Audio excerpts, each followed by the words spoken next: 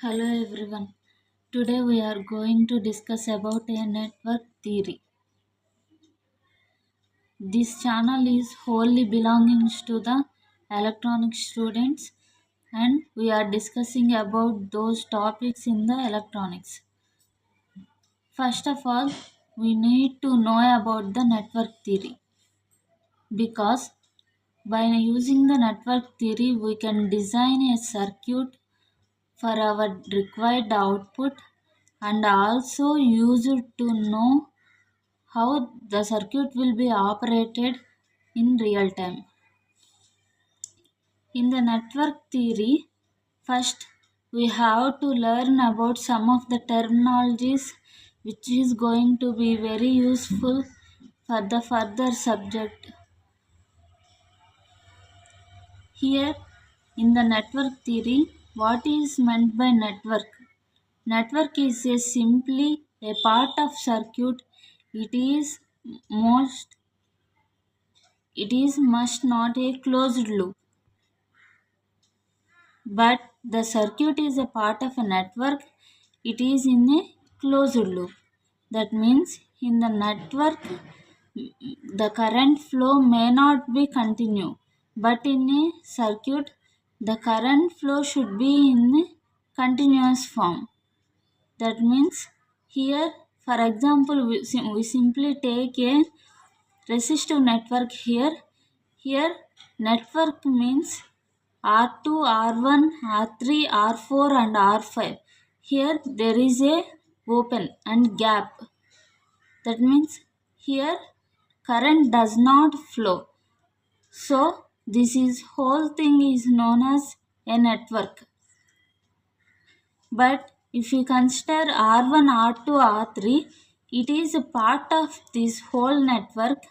It is in the form of closed loop. So there is no break for the current flow. That's why it is known as a circuit. Next, why we have to learn about this network theory? What is the importance about the network theory?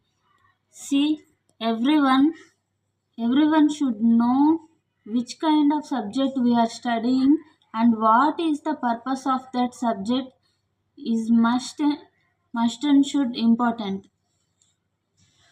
That's why we have to learn this network theory means there are two reasons. One is to know the operation of the circuit and the second one is to design the circuit for our required output. These two are the important reasons to know about the network theory. So, first of all, we are going to learn about network theory means we are going to learn about the terminology which is used in the network theory. Here are the four important terms which is used in the network theory. The first one is the current. The units are amperes and the symbol is I. And the second one is the potential or voltage. Units are volts and the symbol is V. And the third one is the energy. Units are joules and the symbol is E. And the fourth one is the power.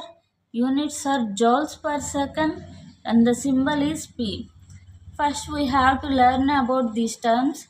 Then only we can understand the further network analysis topics. Here the first one is current.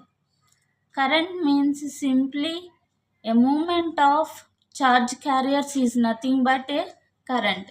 Here the charge carriers in the sense there are electrons, negatively charged carriers and protons, positively charged carriers.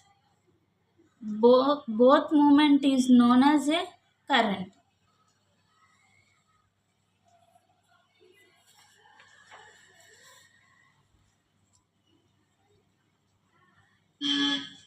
Next, for energy and voltages, current is defined and you all have the clear idea about the current. And next we have to learn about the energy and voltage. First we have to learn about the energy and voltage means we have to know about what is a positive ion, what is a negative ion. For example, we have considered a carbon atom C which has the atomic number 6. So it has 6 electrons in 2 orbits known as K and L as shown below. Here in this figure, K, L are the orbits in the carbon atom. In the K orbit, 2 electrons are filled, and in the L orbit capacity is 8 electrons, but 4 electrons are filled. So half of the electrons of the capacity of the L is filled. That's why this atom is stable in accordance with the Bose theory. If this L orbit filled with only 3 electrons other than 4, that means this atom is unstable. Here we are going to see the electronic configuration of carbon atom, that is 1s2, 2s2, 2p2. Here S and P, D, F are known as orbitals. These orbitals are placed in the orbits only. Here the orbital 1s2 contains 2 electrons, and orbital 2s2 also contains 2 electrons and 2 are filled. But in the 2p2 only 2 electrons are filled instead of 8 electrons. So 2p2 has the capacity of filling 6 electrons, but only 2 electrons are filled. Here L is a outermost orbit. This outermost orbit is also known as valence orbit. This valence orbit is the only responsible for conduction in any material. This valence orbit is also known as outermost orbit. These are half filled, so it is stable. But by using the external energy like heat, electricity, or light, we can remove one of the electron from the orbit, or we can add one of the electron into the orbit. During these two processes, we can convert this carbon atom into carbon ion. Here, by removing one electron by using the external energy like heat, electricity, light, etc., we can get a positive ion, because carbon atom one electron is removed means here this atom contains the ability to attract the negative ion, to attract the negative charge. So that's why it is also known as positive ion. In this positive ion, the force lines are like this.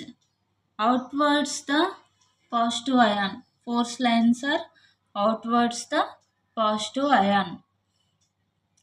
By adding, if we add an electron to the L shell, L orbit, then it becomes a negative ion, because it attracts the positive charge.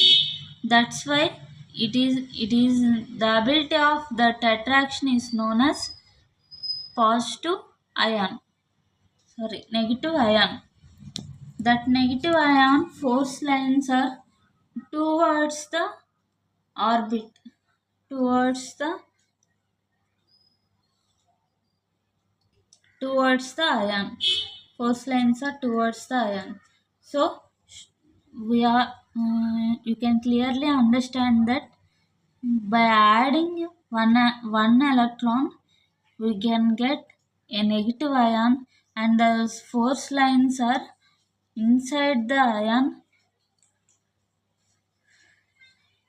towards the ion, and by removing we can get a positive ion.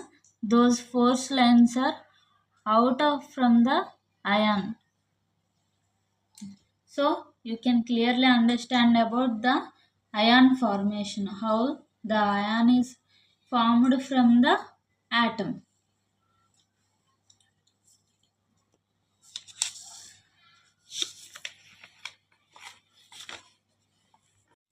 Suppose we have removing an electron by using the external force, then the carbon atom becomes an ion, positive ion. This positive ion, from infinite distance to the 1 unit positive charge, is moved from infinite distance to the point P in the electric field generated by the positive ion. The work done from moving infinite distance to that point P1 is known as work done energy. This energy is indicated by the letter E and the units are joules. Suppose if the 1 unit positive charge is moved between point P2 to P3 in an positive ion field, then the amount of work done from moving P2 to P3 is known as potential difference or voltage, indicated by volts or units are volts and indicated by the letter V.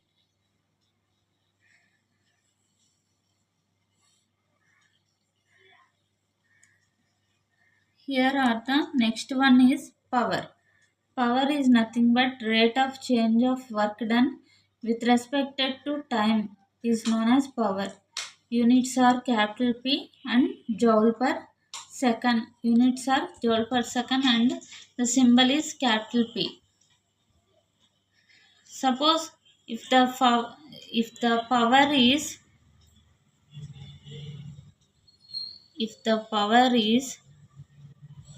5 joules per second, that means it will done 5 joules of work per 1 second. If the power is increased means work done also increased with respect to time. So thank you everyone.